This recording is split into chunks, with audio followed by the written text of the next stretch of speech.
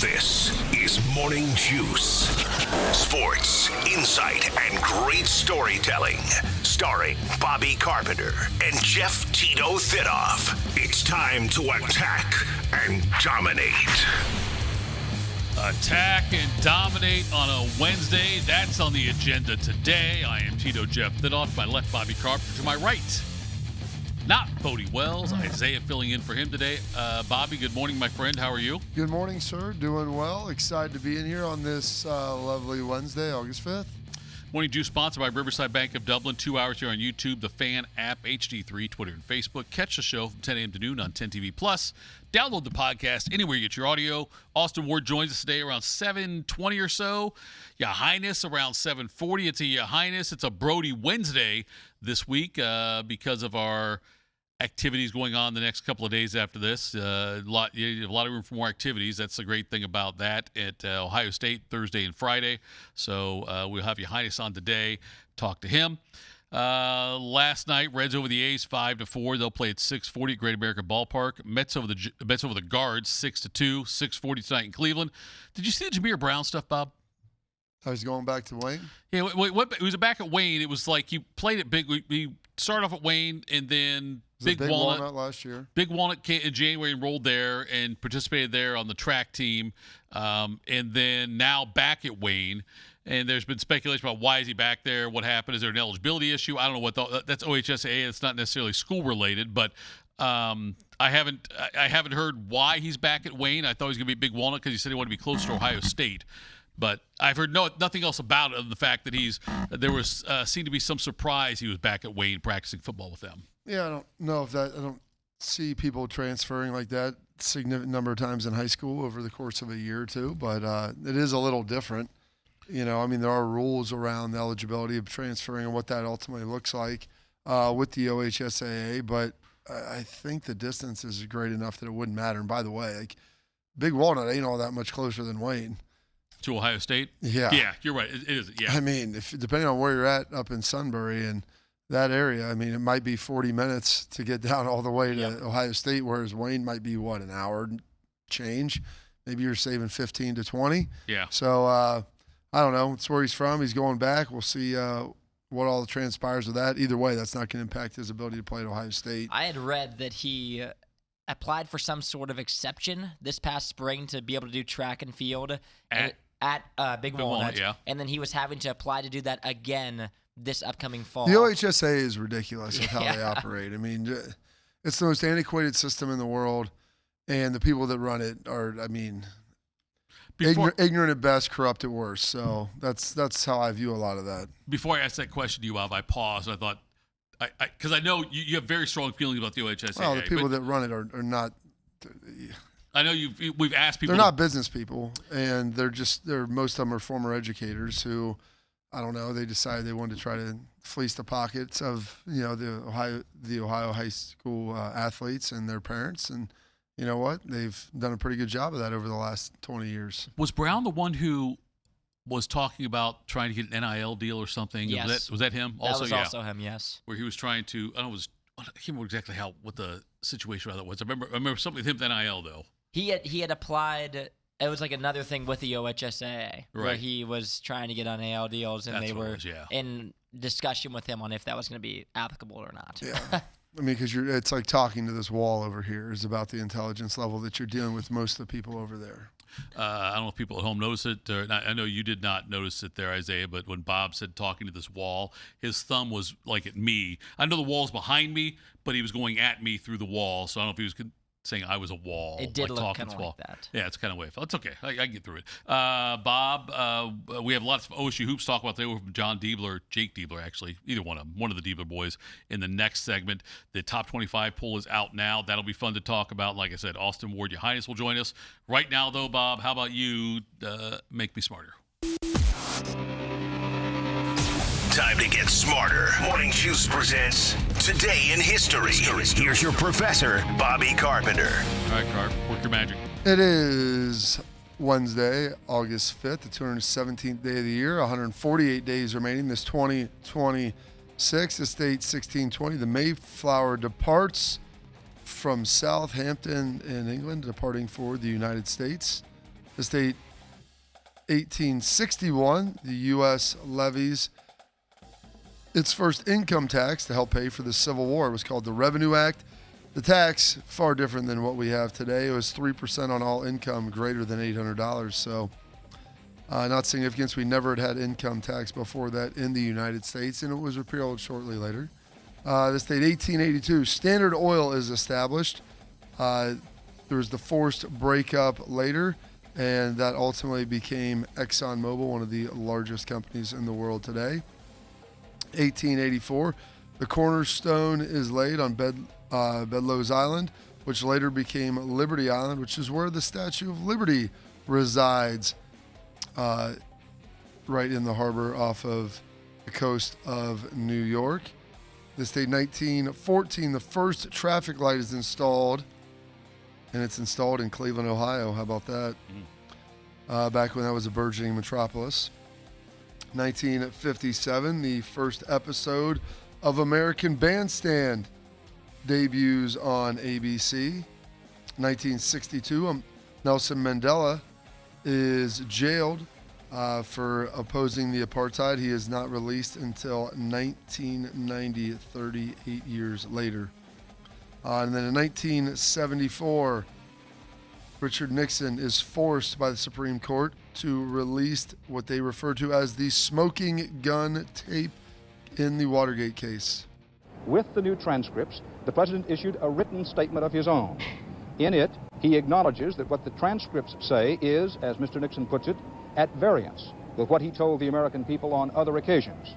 In this regard, the president acknowledges that he has known this since last May. Thus, he acknowledges that he has known for 3 months what his own lawyers, his defenders in Congress, and the American people didn't know. Mr. Nixon apologizes for this, expresses deep regret that it happened, says he did not intend for it to happen. Whether this new revised presidential statement becomes the so-called smoking pistol, proving clear-cut guilt, or merely, as the president put it today, a potential problem, Mr. Nixon, in effect, leaves to the United States Senate to decide. For in his new statement, the president concedes that he will be impeached, probably by the House of Representatives, and tried by the Senate. But before all that, he decided to resign and ultimately step down. That smoking gun was the last brick in his wall, if you will, or the nail in the coffin.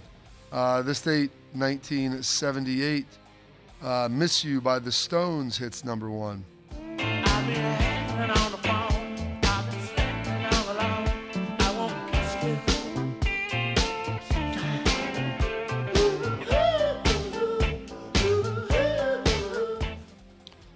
1979, Willie Mays, Warren Giles, and Hack Wilson are inducted into the Baseball Hall of Fame.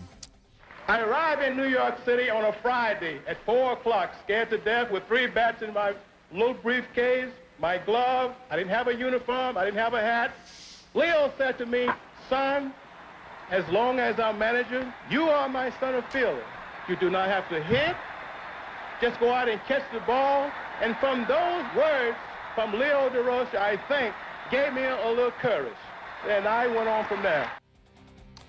I think he went 0 for 10 at the beginning, and then his first hit was a home run. It may have been even more than that, Bob. I thought it was maybe even longer. I thought it was like an 0 for 20 type of thing, and he was like, he was like crying, like, send me back. I can't hit up here. And then he took off after that. Who was the guy you said? Warren Giles? Yeah, who the hell is that?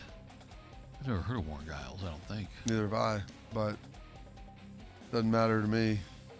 Willie Mays is who I knew, and that's why I told Bodes to get the sound from Warren Giles, Hack Wilson. A pioneer executive is what I know who Hack Wilson was. There you go. But Warren Giles, Cincinnati guy, actually, Cincinnati, Ohio. He was a pioneer executive is what it says. That's how he got in. This day, 1989, Cuts Both Ways, the album by Gloria Estefan. It's number 1 in the UK. I don't wanna lose you now. We're gonna get through somehow. And then on this date, 1989, and number 1 single in the United States, Richard Marx laying it down with Right Here Waiting. Whatever it takes, or how my heart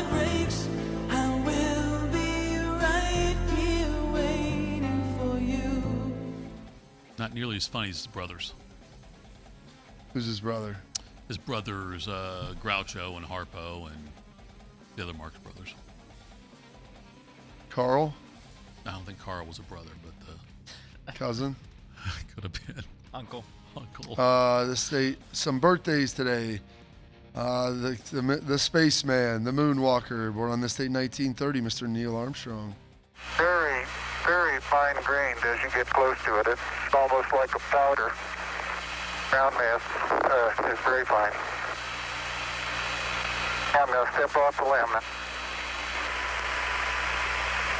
That's one small step for man, one giant leap for mankind. Wapok's Neil Armstrong. That is correct in saying that, the Ohio native from Wapakoneta. Born on this date 1937. He didn't need to see it. He lived it, Mr. Herb Brooks. Tonight, we Of course. are the greatest hockey team in the world. You were born to be hockey players. Every one of you. And you were meant to be here tonight. This is your time.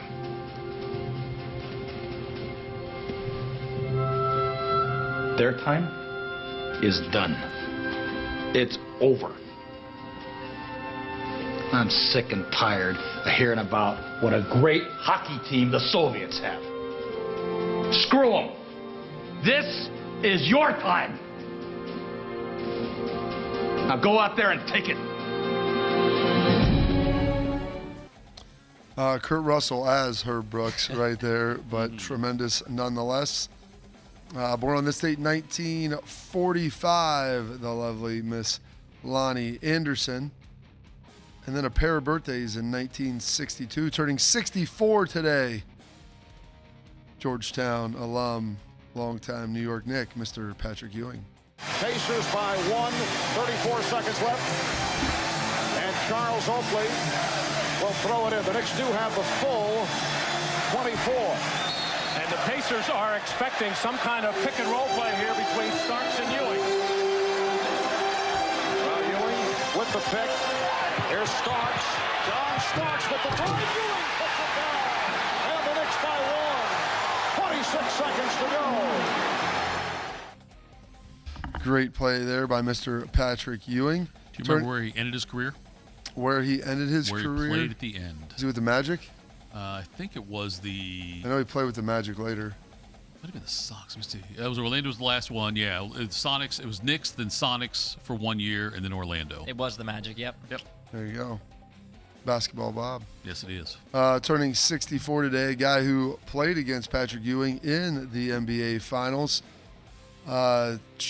He was drafted, this is amazing, by the Kansas City Kings before they moved to Sacramento.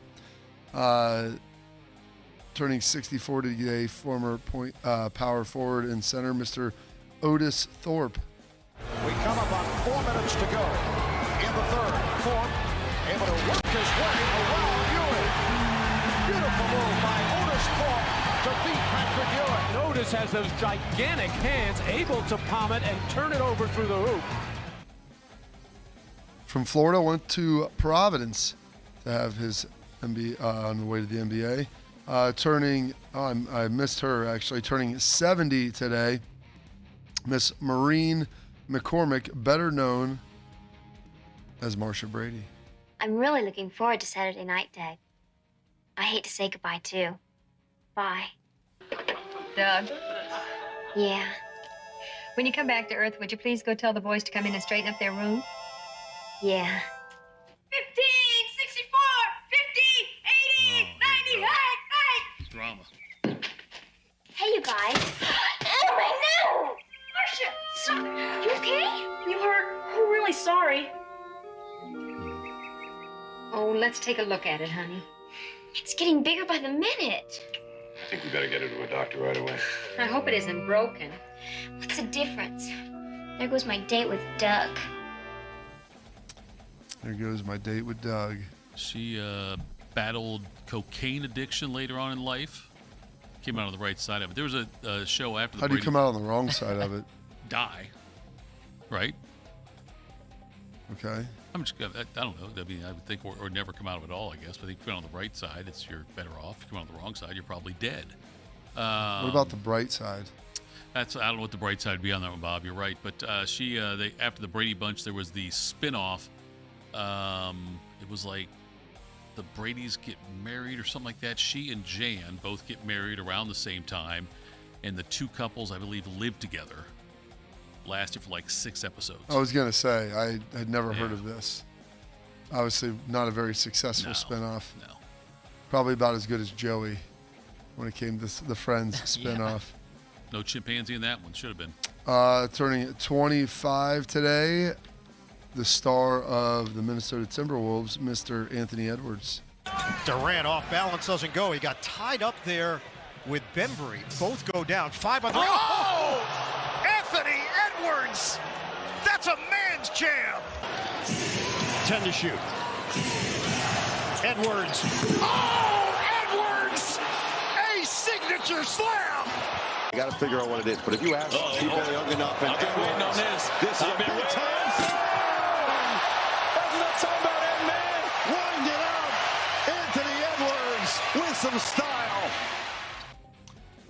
Anthony Edwards with some style, the man's man himself, getting it done there. Not the Anthony Edwards who played in Top Gun, who played Goose. That's a different Anthony Edwards. Also, Revenge of the Nerd. He was one of the nerds. Oh, he's in a lot of stuff. He's he was what, ER? in A Few Good Men. He's in ER. He's done a bunch of different stuff. Some holidays and observances today. It's Green Peppers Day, which is always a win. International Traffic Light Day. Congrats, Cleveland. National Oyster Day. How about there? And National Underwear Day. And those historical events, your birthdays, your passings, your holidays, observances. For this date, Wednesday, August 5th, 217th day of the year, 148 remaining, the last day without Buckeye football in this 2026. Would have worn underwear, Bob, if I would have known it was National Underwear Day. Nobody told me before that. Sorry about that. See if there's any out there in the lost and found. Ohio State fans, your first look at the 2026 Buckeyes is here. Join us Thursday through Saturday at the Woody Hayes Athletic Center. I'm just reading the words, Bob. I know. It'd be impossible to improv it, wouldn't it? I could. Ohio State fans, your first look at the 2026 Buckeyes is here. Join us this tomorrow through Saturday at the Woody Hayes Athletic Center for Ohio State football training camp presented by Safe Light, Bob's Discount Furniture. The fans live training camp broadcast Thursday and Friday. We are out there 6 to 8 a.m. T-Bone and Tyvis 6 to 9. Bishop and Friends 9 a.m. to noon. And on Saturday, Fan Sports Saturday will be there 10 a.m. to 1 o'clock with yours truly and Eric Reeser. Want to go? Secure a spot at OhioStateBuckeyes.com. Don't miss a chance to be a part of Buckeye Nation's kickoff to 2026. Gates open at 8 a.m. with practice kicking off at 9 a.m. Coming up next, Jake Diebler spoke about the trip to Puerto Rico. We'll break that down for you next. Morning Juice. Do you need a bank that truly values local business in this town and the opportunity to work right alongside them as partners? Whether you're a small business or a large operation, Riverside Bank of Dublin has the right tools for the job. Riverside Bank of Dublin has the experience of working right here in Central Ohio. They understand the business climate in our area, and they're going to help you reach your goals. So whether you need an SBA loan to get your business off the ground, a line of credit to keep your business running smoothly, or equipment financing to get your business up to scale, Riverside Bank will tailor a solution that fits your needs.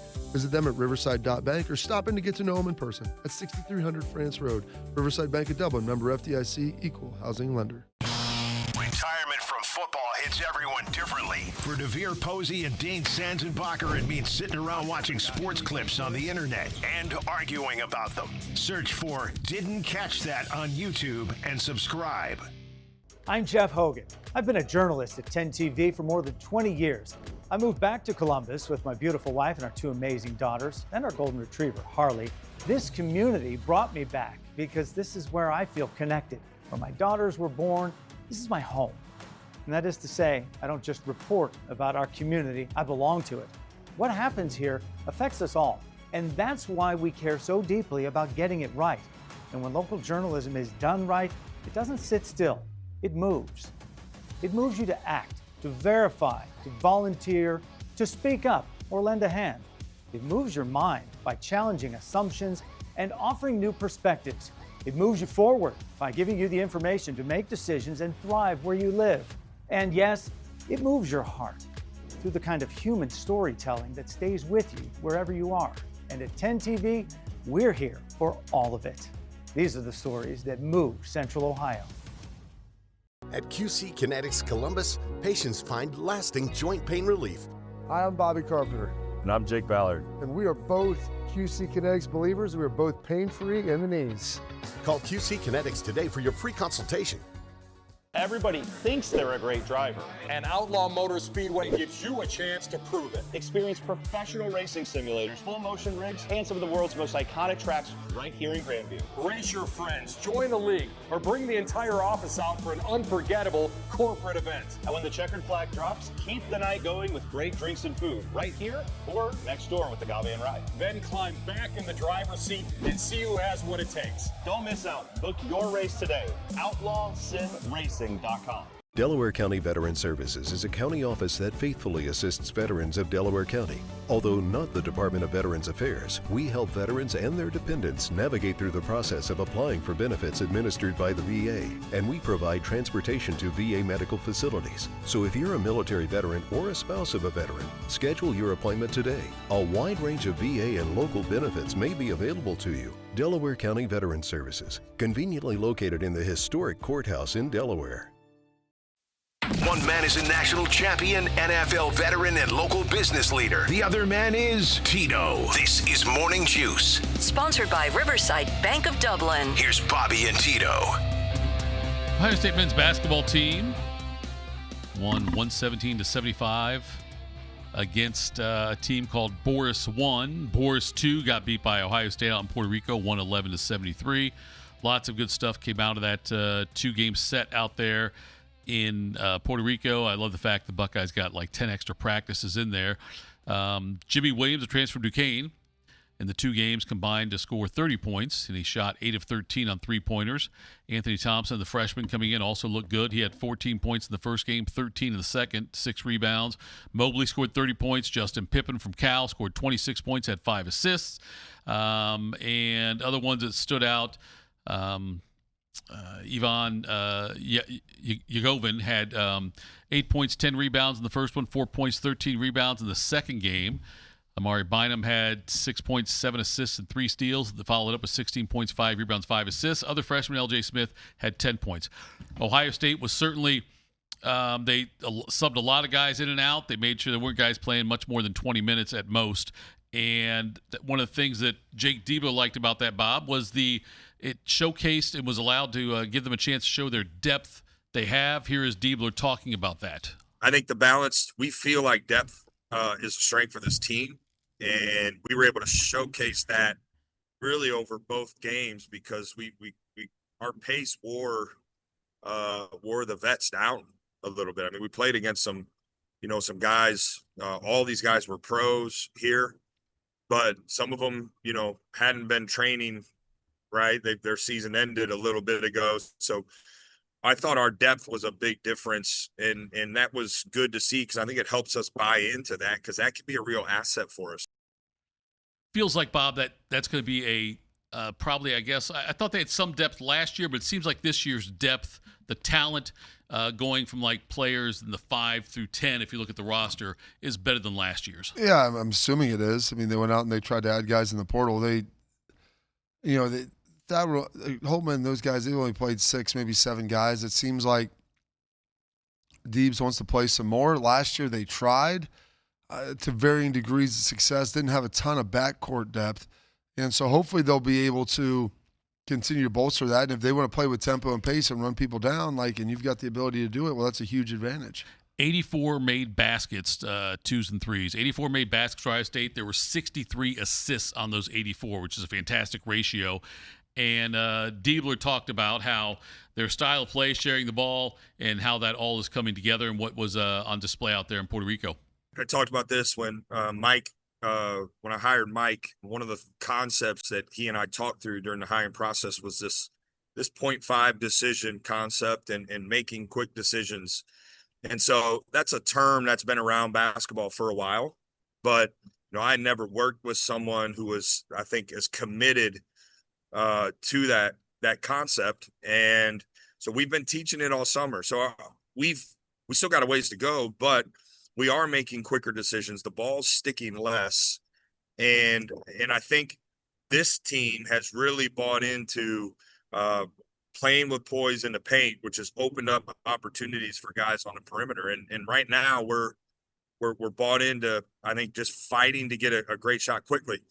What we've been able to do with our pace over these couple games and what we've been able to do with our ability to touch the paint is we've been able to put the defense in rotation, and we've kept that advantage well. And we've fought to find the right shot while we've had that advantage. That, I think, is something our guys have really bought into early, which again was exciting to see translate. So yeah, we had great assist numbers. Certainly we shot the ball well. First game, we didn't shoot the ball as well, in the first half this game. But the way our guys shared it, the quality of shots we were getting, even today when we didn't shoot it as well, I think is a great sign for a team, that's been together really for 2 months. So we got a lot of time to keep building that. It's going to be important for us, but I think we got the potential because we have so many different weapons offensively. Guys buy into that. We have potential to be a good assist rate team. He mentioned Mike when they hired Mike Wells, who's referring to the Mount Vernon native who's got over 27 years of NBA coaching experience. He comes onto the staff. He talked about how he has made an impact there in the offense. But, Bob, that ratio, though, when you can get 63 assists on 84 made buckets, and I know that this wasn't like it was certainly not a Michigan team they were playing against, but it was certainly more than a throwaway game in Rochester. Still impressive numbers. Well, a throwaway game in Puerto Rico. I don't think it was a throwaway game. I think they were playing. The throwaway game in Rochester was defined as a game that was meaningless and didn't matter. What would you define this as? I think this game mattered, Bob. I think for what? Because they got to play. It's an exhibition. It doesn't matter at all. The result does not matter at all of an exhibition. That's the purpose of it. All that matters is the process of things you're seeing. And so you're seeing good things, and that's important. And you're playing hard and doing that. They're getting the ball in the post. They're moving the ball better, like things that maybe they haven't done as well. But by definition, the throwaway game in Rochester was a throwaway game because it was an exhibition. Usually get 2 exhibition games they play. This year they're playing 5. These 2 also got them 10 extra practices, Bob. And when you're integrating this many different people, new people into the program, I think the exhibition game matters. I'm not saying the result shows up. It helps. It doesn't. By definition, they don't matter because they don't go on the stat sheet. None of these things, all this stuff is up and vanished like a fart in the wind after the game. It helps you bring your team together. It'll only matter if the team is better. And the team, I think, based on the stats. The stats don't matter. They move the ball well. You could see it like, okay, we look at this 80-some buckets, 63, 60 whatever assists. They're moving the ball. He talked about getting in the paint. They're getting passes that are leading to good looks that they've been knocking down. They're getting the ball in the paint, something that they really haven't had a good paint presence here in a number of years. So hopefully that helps. But exhibition games, you know why in the NFL preseason those games don't count? Because there's teams that go 4-0 and there's teams that go 0-4, and that has no bearing on how well they play in the regular season. Do you think if we asked Jake Diebler and the coaching staff and Ross Bjork and some of the key players on this team. Ross Bjork, what does he have to do with this? He's the AD. Okay, ask me, do you think these games matter? Do these games matter? They're exhibitions. Okay, do you think they would say, yeah, you know what, they don't matter? Do you think that if we ask Diebler, do these games matter? Do you think he would say, no, they don't matter? They don't matter at all. Okay, so you think Diebler would say that? They're like practices. Well, they could have practices here. Then why'd they go to Puerto Rico to play? To play somebody else. It's called a scrimmage. It's an exhibition. By definition, it does not matter. It doesn't affect the records. Yes, very but true. But it does matter. If they go out there and get beat twice, Bob, we would say it mattered. Look, they just got beat twice by Puerto Rican teams, these teams in an exhibition. They said they're playing everybody. So it's not like they're actually going out there to win the game. They're going out there to work on things. So the results do not matter. They're going out there to work the ball, run the ball, do the stuff that they wanted to do, get up and down the court. He's talking about the process matters. The outcome in this doesn't. Okay, but the game matters. That's what I'm trying to say. It doesn't. It's not a game. It's an exhibition. It's a scrimmage. They can stop the game and make up their own rules, whatever they want to do. I don't believe they did that here. I think they do it the one at Ohio State when they're bringing another team to play at an exhibition here. But this was like played with 4 10-minute quarters. Exactly.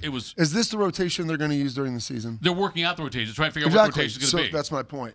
You're not playing to win. But it still matters. You're not playing to win, so it doesn't matter. You don't think Diebler played to win this game? Win these games?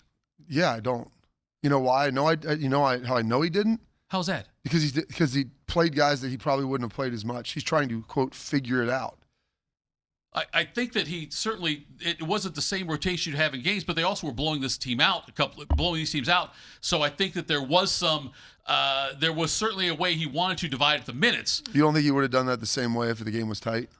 I think if they're getting their asses kicked, no, Bob. I don't think he would have played it the same way. I respectfully disagree with you on that. I don't think there's any way Diebler wanted to come back 0-2. I didn't say getting his ass kicked. I didn't say that. I said if the game was tight. Yeah.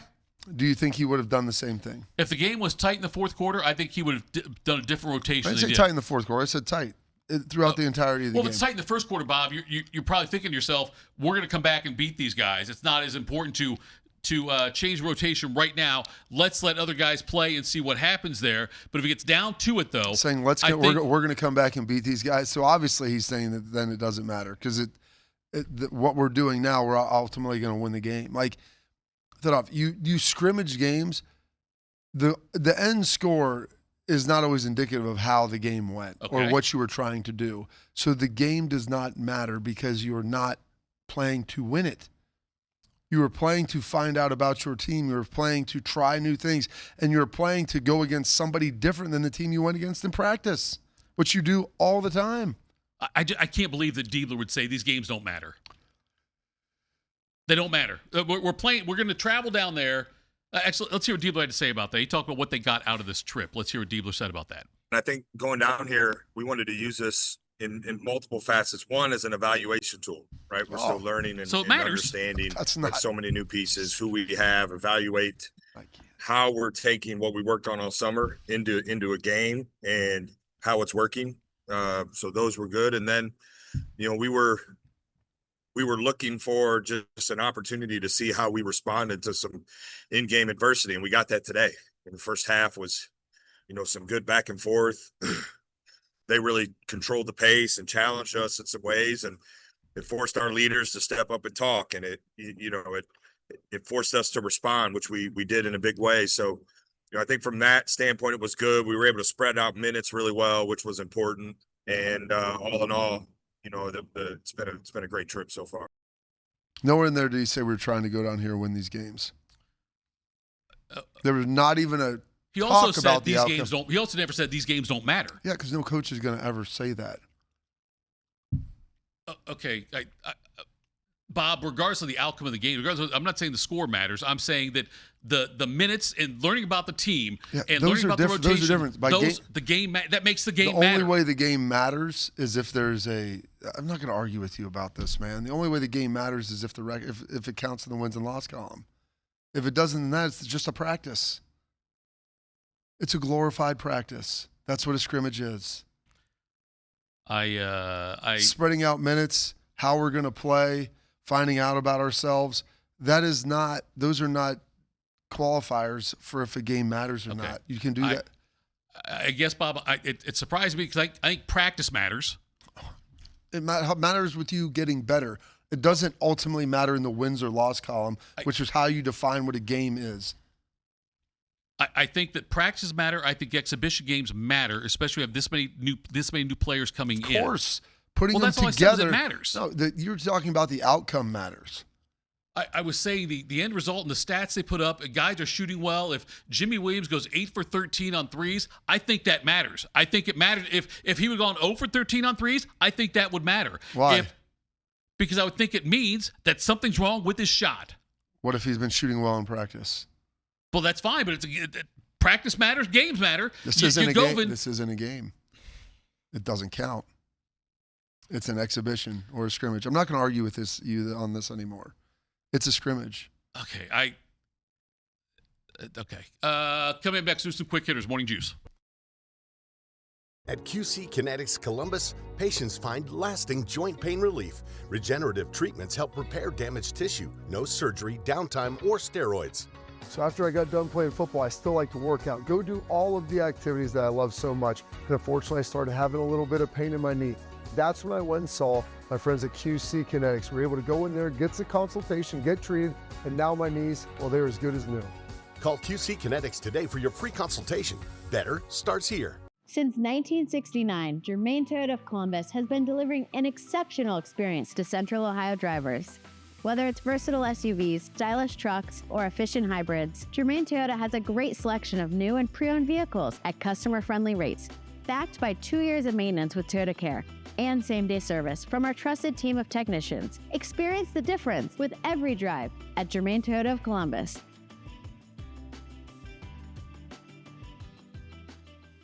Do you need a bank that truly values local business in this town and the opportunity to work right alongside them as partners? Whether you're a small business or a large operation, Riverside Bank of Dublin has the right tools for the job. Riverside Bank of Dublin has the experience of working right here in Central Ohio. They understand the business climate in our area, and they're going to help you reach your goals. So whether you need an SBA loan to get your business off the ground, a line of credit to keep your business running smoothly, or equipment financing to get your business up to scale, Riverside Bank will tailor a solution that fits your needs. Visit them at riverside.bank or stop in to get to know them in person at 6300 France Road. Riverside Bank of Dublin, member FDIC, equal housing lender. Morning Juice is now live on YouTube. Join Bobby Carpenter and Jeff Thitoff weekday mornings from 6 to 8. Just search 971 The Fan to catch the live experience or watch on demand. The Fan. Delaware County Veteran Services is a county office that faithfully assists veterans of Delaware County. Although not the Department of Veterans Affairs, we help veterans and their dependents navigate through the process of applying for benefits administered by the VA, and we provide transportation to VA medical facilities. So if you're a military veteran or a spouse of a veteran, schedule your appointment today. A wide range of VA and local benefits may be available to you. Delaware County Veteran Services, conveniently located in the historic courthouse in Delaware. Everybody thinks they're a great driver. And Outlaw Motor Speedway gives you a chance to prove it. Experience professional racing simulators, full motion rigs, and some of the world's most iconic tracks right here in Grandview. Race your friends, join a league, or bring the entire office out for an unforgettable corporate event. And when the checkered flag drops, keep the night going with great drinks and food right here or next door with the Gavian Ride. Then climb back in the driver's seat and see who has what it takes. Don't miss out. Book your race today. OutlawSimRacing.com. In the old days when people lived to be 40, you only had one option for listening to your favorite show. But now, ooh, baby, radio, podcast, the Fan app, and YouTube, just to name a few, live or on demand. You have no excuses. The Fan. Bobby's knees hurt from doing battle with some of football's toughest warriors. Tito's knees hurt from begging Bobby to let him host this show. Oh, pick me! Oh, I know, me! This is Morning Juice. All right, Morning Juice. Isaiah, it is time for you to take the wheel, my friend. Morning Juice presents Quick Hitters. So the Ravens making some news recently, reportedly agreeing with Zay Flowers on a 4-year, $140 million extension, making him one of the highest paid receivers in football. The Ravens right now sit 4th in Super Bowl odds, which surprised me when I looked at it because recently, a lot of talk about the Bengals around here and saying this could be the Bengals' year. But Bobby, is that local Ohio, Cincinnati bias a little bit, and the Ravens are still pretty much on every sports book the clear favorite in the AFC North? They have a brand new head coach. Is there still a gap between the Ravens and the Bengals? Or does it feel like with Joe Burrow healthy, they can make that up this year? I think with the healthy Joe Burrow, they could make it up now, and we'll see how that defense continues to improve. Like, that's the big question. I think everybody knows the offense as long as Joe Burrow is healthy. You saw when he was healthy last year. I mean, they're going to go out there and give you 30 points. Like, that's kind of what it is. Can the defense hold him under 4 touchdowns? Like, I mean, it's a fairly low bar, but can the defense just be average? And we talked last year going into the season how the AFC North was probably the toughest division in football. Now, it didn't turn out like that. You had Joe Burrow hurt. The Browns were a mess. The Ravens ended up having a lot of injuries. They were a mess. And the Steelers end up winning that thing and getting in the playoffs. You look at it this year, could there be 3 playoff teams like we talked about last year? Possibly. The Ravens, here's the thing. They have more of a proven track record. Last year they weren't good, but they had injuries and it was a blip. The Bengals, yeah, they've made it to a Super Bowl, but they haven't had the consistent levels of success as a team over the last 7 years that the Ravens have had. And so you have a healthy Lamar. You got Zay Flowers under contract. I don't know if I would have made him. What did they pay? You said he was the 4 for $140. Yep. That's basically what the going rate is. I mean, I get it. And I think it's like 105 guaranteed. Yep. Yeah, so they're probably guaranteeing the first 2.5 years of it, which is basically what most of those contracts are, and they do the 4-year now so you can get another bite at it. I get that, but I think the Ravens are better than the Bengals, but I don't think that means that they're the definitive. Odds would tell you that they're the odds-on favorite, which I don't disagree with. I don't know if there's as big a gap as maybe what they're saying in Vegas between Cincinnati and Baltimore, but a lot of that is contingent, obviously, on Burrow's health, which that's always going to be the case. But then how well that defense plays, and can they be as good as what people hope, which is just average. Does it surprise you that there hasn't been like any fall off? Even though Harbaugh left, they bring in Minter, has no track record as a head coach. And that's an interesting piece. And they think that there's some consistency there. He had been there before. The defense will be the same. Maybe it'll be better than they were obviously last year. But you're talking about a first-time head coach, a young guy. And I'm not poo-pooing Jesse Minter. His dad, Rick, coached for a long time at Cincinnati. He's been around the NFL, been around college football. Hell, he recruited me at Cincinnati. Like he's a good coach. He's grown up in it. Brother's good friends with Jesse. I think Jesse's a very smart, capable coach, but there is always a learning curve in your first year. Like that's just the reality. You'll make some mistakes in year 1 that you probably won't make in year 3. Whether you're coaching in college or coaching in the NFL, that's just kind of how it works. So hopefully for Baltimore, they're looking that they can flatten this learning curve because he's a guy who's been around the game his whole life. As soon as I saw the deal was signed, I went back and looked at DK Metcalf's contract he signed with the Steelers. So I think DK Metcalf is a better receiver than Zay Flowers. I know Zay Flowers is younger, but Metcalf signed for 4 years, $132 just last year. And his included $60 million guaranteed, not anywhere near what Zay Flowers got. And he was 4 years, $132, average annual salary of $33. Zay getting $35 million. I don't know, Bob. I think the Steelers would now probably say, I think the deal for DK Metcalf, I know they had to give him a second-round pick to get him, but just saying the money being paid out to DK versus what's being paid to Zay, I would think the Steelers got a much better value there. I think obviously they did. I mean, you're paying $60 million and $130 versus, and it gives you flexibility on the out. Now you're hoping you probably pay him all of that $130 with where he's at in his career. But yeah, I mean, you were able to save a little bit of a premium on that, and that's just how the prices go up. So you try to pay guys early, and also the Steelers, they traded to bring him in. Yeah. And so they had to give up some draft capital as well. So that probably played into their calculus, and DK wanted out. If he wanted to hit free agency, then he probably could have had an opportunity to get a bigger payday, but he chose, I think he was happy in Pittsburgh. He wanted out of Seattle, and that's what they ultimately got for it. So good deal, I think, for Pittsburgh. The Zay Flowers thing, I don't know if he can have the same kind of impact that DK had, but the Ravens are going to be fascinating to watch this year with the fact that the AFC North, we've got 3 new head coaches, or 3, I'm not saying their first time being a head coach, but 3 coaches with teams for the first time with the prospective teams. And it's funny, too, because when you think about the Steelers and who they hired with Mike McCarthy, that almost feels like a coach that you would hire if you were, maybe on the brink of trying it to, seems like more like what Baltimore would hire. It feels like those should have flipped, honestly, because obviously Baltimore, trying to push for the Super Bowl, and McCarthy, maybe him coming in as an experienced coach could push you there, but bringing in a brand new guy into their Super Bowl window that feels kind of tight right now is felt like an interesting hire. But it's funny how the Steelers do that, though. For the last few years, I've not considered them to be a Super Bowl contender at all, and they made moves like they were. Bringing Aaron Rodgers, bringing a quarterback at that age, you think, okay, this is all we need. It's our missing piece. It's like Peyton Manning going to the Broncos and whatnot. It's like, yeah, that's what we need. And the fact that they hired McCarthy, who much older than when Chuck Noll, when he was hired, much older than Cowher and much older than Tomlin. It went against kind of what they've done over the last 50 years as far as coaches go. you're right. It does feel like that they must have some kind of belief that they're going to make a huge run. Look, I hope they do, but I'm not convinced they are a top 2 team in that division. They might not be, but I think they view themselves as a playoff team, a team that can make a run. And Pittsburgh's never been resigned to just being bad. Yeah. Like, they've never wanted to not be good, and they're trying to be competitive. And I get the Mike McCarthy hire. I mean, maybe it's funny. Aaron goes, "I'm your age when you got hired in Green Bay." Yeah. Or maybe he said, "I'm older than you were when you got hired in Green Bay." Which is true. I mean, he's a guy now, I think he's got to be close to 60, and if not 60.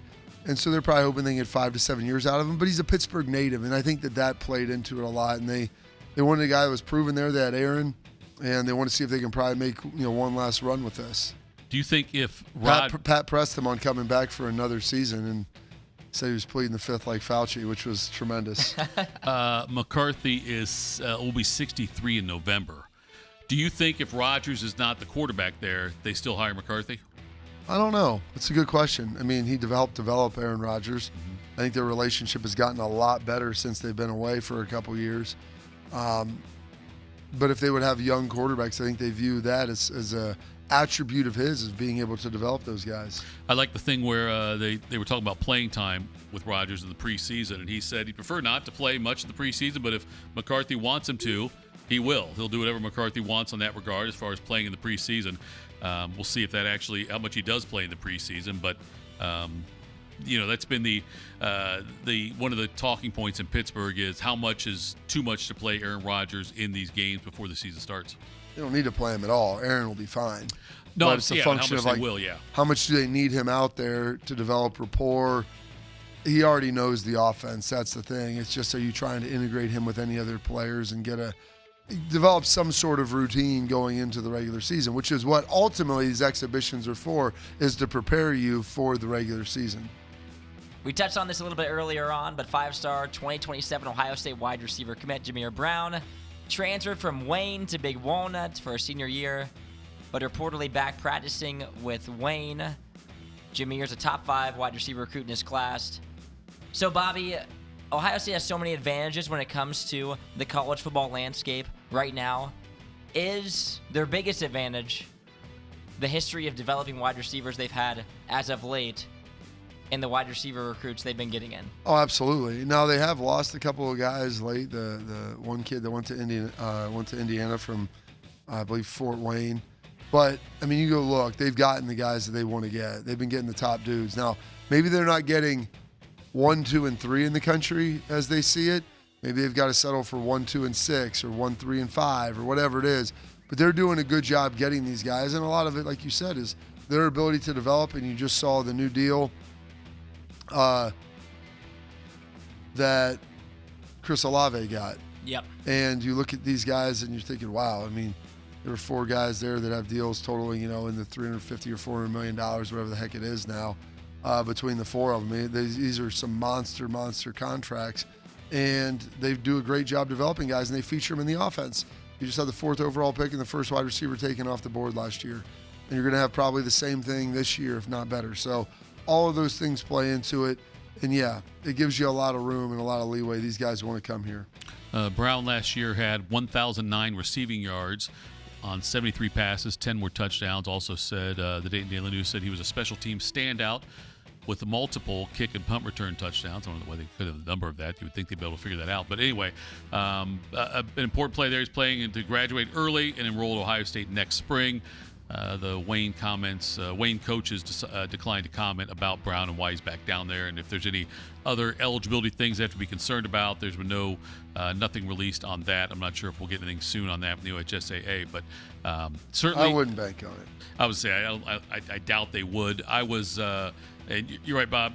From where Big Walnut is to where Wayne is, it's not that significant of a difference as far as being close to Ohio State, but I was hoping to see him play a little bit here around the Columbus area if he, playing with when he plays for Big Walnut. But I haven't looked at Wayne's schedule. I'd like to go check him out, though. It looks like he's a pretty damn good player. But Ohio State, yes, they get the receivers. They do a great job on that, and we'll just wait for more news on what happened, what's going on with Brown.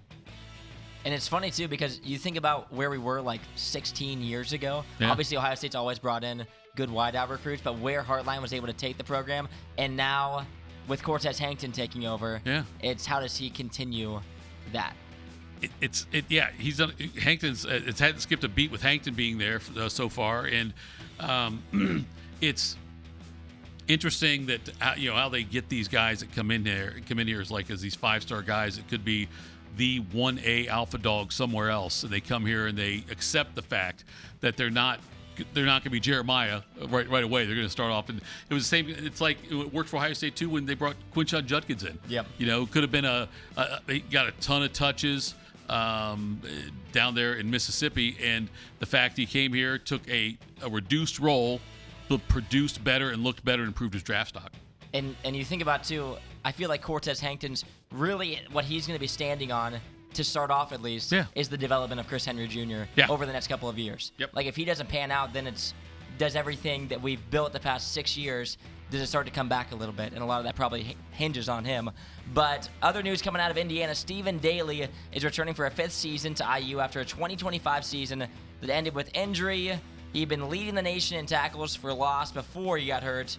So this is obviously a major addition to Indiana. Defense that's already expected to be one of the better units in the country. What would be a disappointing season for Indiana this year? Not making the playoffs. Being on the outside. Yeah, they're not in. I think everybody's penciled them in. They've got enough returning. They've got a good transfer portal quarterback. They've got a really good coach. They're defending national champs. They've got a tough schedule, just like Ohio State does. Non-conference isn't anything to write home about. But if they're any worse than 9-3, I think people could get behind. And if they missed it at that, that'd be okay. But anything worse than that, I would say, is very disappointing. I would think with their schedule, 9-3, if they have that would not look the same as Ohio State's 9-3 in all likelihood. So they probably have to go 10-2 to get in. Daly last year, do you know how he injured his knee, Bob? Yeah, it was after the Big Ten championship. Post-game celebration. Signing autographs and stuff. I remember that. They suffered it in the post-game celebration. We got the knee injury, and so that's tough. But I hate seeing injuries like that, Bob, from celebrations. I know guys get wrapped up into it, but that's got to be frustrating for a head coach if you lose one of your key players like that in like a silly non-play. You know what I mean? Oh yeah, it's after the game. It's ridiculous. Like, it's sad to see. I remember watching it happen. I'm like, that looks. Watching him limp off, I'm like, that is not good. And it turned out that he ultimately tore his ACL. Thankfully, they were able to win the game, but he was a big piece of that defense. And he went through 2 hours of play. Yeah. And perfectly fine, goes off after the game, and that's when he gets banged up. Who was the kicker in the NFL that did that? Do you remember that? Martin Gramatica. Gramatica. Automatica, Gramatica. My buddy Stephen Tulloch did it. So tore his ACL after a sack. You know? When there was the one a couple years ago in the Super Bowl, it was the 49ers linebacker running on the field and his Achilles popped. I forget what his name is. It wasn't Fred Warner. It wasn't Fred. I think it was, I can't remember what his name was. But you could see, I remember they had a great shot of it that you saw after the game where he was standing on the sidelines and just getting ready to go run out on the field for defense. And right when he takes off, you just see just Achilles just pop. Right. And it's the Super Bowl. Yeah. Like the worst possible time to have any Dre kind Greenlaw. of that's what it was. The outside edge player. Yeah, that was brutal. You could see it go. Like when you watch Achilles, it looks like you're literally pulling on a string and then watching it just, it's like when you pull an elastic too hard. And you look at this season, Michigan, or for Indiana, they're some of their bigger games. Obviously the non-conference, nothing big, but then they play Ohio State, Michigan. They've got USC and Washington, kind of notable opponents. Their schedule's good. It's not like they avoid the best people in the conference. I mean, they've got Ohio State, USC, like you said. Like, those could be 2 losses. If they pick up another one, that wouldn't be the end of the world. But if they wouldn't lose more than 3, I think that would be disappointing. Yeah, I would say so. Getting him back is big. I know that he reapplied after the ruling made in Colorado. Is wise. I haven't heard of anybody else yet with this transfer portal stuff. I don't know about if you have or not, but I haven't seen like any other names of people that are coming back. Or I know we talked yesterday about Jaden Fielding a little bit, but I haven't heard of anybody else though. Have you caught wind of anybody else that are trying? Anybody else coming back and trying to take advantage of that? At Ohio State? At Ohio State, yeah. I don't think there is anybody that's gonna. I was told yesterday that they are done. Their team's on the floor. Yes, Yeah. that's who they've got. Like they're not going to be adding anybody. Do you want to play that sound real quick from Diebler? Diebler's asked about if Ohio State's going to add another player. Let's hear what Diebler had to say. We're certainly going to look at all options, but we're not in a position right now where I'm saying, hey, let's just add whatever, right? Like for me, I really like this group. I like this group a lot. I think we're just surveying, right, the landscape, adjusting to as times change and new information comes out. And it doesn't mean you have to do something, right? Like I think to your point, you know, Yvonne joined us last year after the summer, and it took him time to catch up. So there's a reality to that. But listen, pro teams do that all the time. You know, they add guys in the middle of the season through a trade or free agency period. And so it's like our job is to adjust. If that's what's required right now, then you got to adjust and do it. But I think we're still evaluating. We're going to do what's best for Ohio State. And if that is nothing, as we evaluate that, then we're going to do nothing. Very, very excited about this group we have. If we add somebody, it's going to be someone who raises our level. We're not adding bodies to add bodies. Great line. We're not adding bodies to add bodies. Yeah, and he clearly is happy with where the roster is right now. There's not some huge need to go out and get somebody. But obviously, you know, Thornton's not an option, and I don't believe Tilly's an option either. I think Tilly would have to transfer to play somewhere else, if I'm not mistaken. But anyway, coming up next, the top 25 preseason coaches poll is out. There's a really interesting nugget within the way people voted. We'll do that next. Morning Juice. I'm Yolanda Harris. I'm a journalist at 10 TV News. I grew up here, and after 25 years of telling this community's stories, this place still means so much to me. When I'm not in the newsroom, I'm usually out supporting the same people and causes I care deeply about. I don't just report about our community, I belong to it. What happens here affects us all, and that's why we care so deeply about getting it right. And when local journalism is done right, it doesn't sit still. It moves. It moves you to act, to verify, to volunteer, to speak up, or lend a hand. It moves your mind by challenging assumptions and offering new perspectives. It moves you forward by giving you the information to make decisions and thrive where you live. And yes, it moves your heart through the kind of human storytelling that stays with you wherever you are. And at 10 TV, we're here for all of it. These are the stories that move Central Ohio.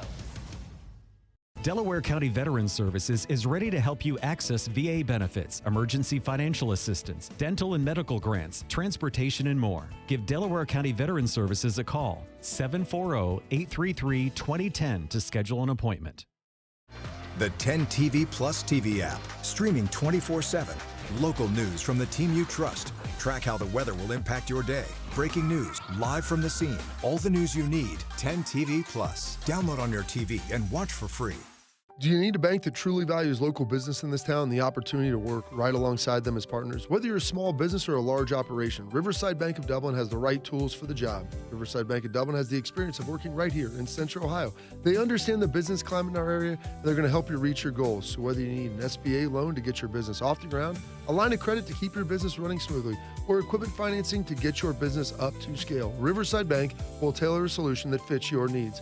Visit them at riverside.bank or stop in to get to know them in person at 6300 France Road. Riverside Bank of Dublin, member FDIC, equal house. In the old days when people lived to be 40, you only had one option for listening to your favorite show. But now, ooh, baby, radio, podcast, the Fan app, and YouTube, just to name a few, live or on demand. You have no excuses. The Fan. Joint pain? How long do you got? I'm talking about my back, my elbow, and my shoulder. 24 years in the majors. Roger the Rocket Clemens dominated the game, but even legends feel wear and tear. I put my body through a lot for baseball. I didn't want more surgeries. QC Kinetics regenerative treatments use your body's natural healing properties to help restore joints without surgery. And the results? Pain is gone, I'm back, thanks to QC Kinetics. Schedule your free consultation today. Better starts here. Probably go another 3 innings. When Retirement from football hits everyone differently. For DeVere Posey and Dean Sanzenbacher, it means sitting around watching sports clips on the internet and arguing about them. Search for Didn't Catch That on YouTube and subscribe. Bobby Carpenter, husband, father, Buckeye. Jeff Thitoff, husband, father, idiot. This is Morning Juice. All right, Morning Juice. Tito, Bobby, Isaiah with you. Final hour of the program. We will have Austin Ward on in our next segment around 7:23, I would say.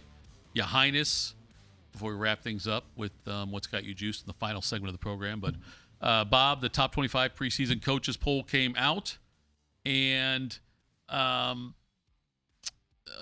State number 1. I don't think I figured Ohio State be in the top 3 in some way, shape, or form. It's not like I'm shocked Ohio State's 1. Oregon at 2, Georgia 3, Texas 4, Notre Dame 5. You notice I did not mention Indiana yet. They are 6th. Ohio State got 38 first-place votes. Indiana got the second most first-place votes with 14. Georgia got 7, Oregon 6, Notre Dame 5, Texas 2. Those are the 6 schools that all got multiple first-place votes, period, I should say. Indiana, though, despite having 14 first-place votes, twice as many as Georgia, more than twice as many as Oregon at 2, they fall back there to 6. Sounds like that must mean there's a lot of difference in how, a lot of variance in how the coaches view Indiana. So I think they're a polarizing team, not unlike you. Maybe there's people that still don't believe in Cignetti or still don't want to.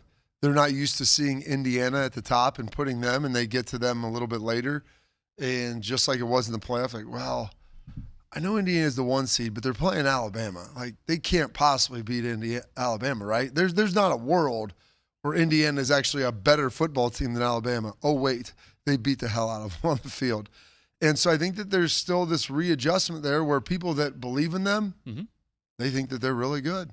And there's other people like, yeah, okay, we got our usual Ohio State, Oregon, Texas, Georgia, Notre Dame. Oh, yeah, Indiana did win it last year, and Cignetti's pretty good. They got a lot of talent coming back. They're new guys they brought into. Like, we'll put them at like 6 or 7 or 8. But I think, like, the people that are like, hey, they won it last year. They were 11-1 the year before. They've lost 1 game. Well, I guess they've lost 2 games because they lost to Notre Dame. They've lost 1 regular season game in the last 2 years. They've been really stinking good, and they've beat a lot of really good teams, and so they're going to put them at number 1. Beat the man, you got to beat the man. And then there's other people probably have them at 6, 7, 8, 9 somewhere, and they're like, yeah, they're good. They're probably what I said. This is probably a playoff team, but then when I said what I said, like that would be probably the low end where I would view them, and that's probably where a lot of people are just kind of putting them. They're going to get to their usual blue bloods first.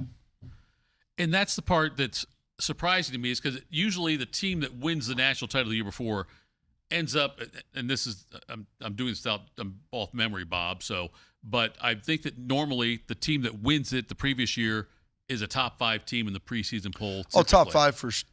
I wouldn't say for sure, but probably 90% of the time. Yeah. I mean, it's over, unless you literally lost everybody and your coach left, which, I mean, that has happened. I don't know if Michigan was top 5 coming into 24 because they had a ton of seniors and they lost Harbaugh. They were probably top 10, but it wouldn't surprise me if they were like 7th or 8th. So Michigan is the only one left off this list. 2023 Georgia, number 1. 2022 Georgia, number 1. 2021 Alabama, number 1. 19 Clemson, number 1. Alabama in 2016, number 1. And then Ohio State in 2015. Number 1 after that. A lot of those teams had, number 1, their coaches coming back. Number 2, they had a lot of talent coming back. Michigan was probably what, 8th to 12th, somewhere in there, I'm guessing? Which was still too high. Clearly it was. But you're right, Bob. The fact that number 8. They were 8th, yeah. Yep. Good call, Bob. I'm not going to sit here and bang the drum for Indiana, but it just, when you've got Cignetti, when you got the coach coming back, and you have, like you said, Bob, lost 1 regular season game in 2 years, it seems like, and you have 14 first-place votes, boy, that just seems like, so I'm curious what the lowest was that anybody had Indiana. I bet there's people that had them outside of the top 10.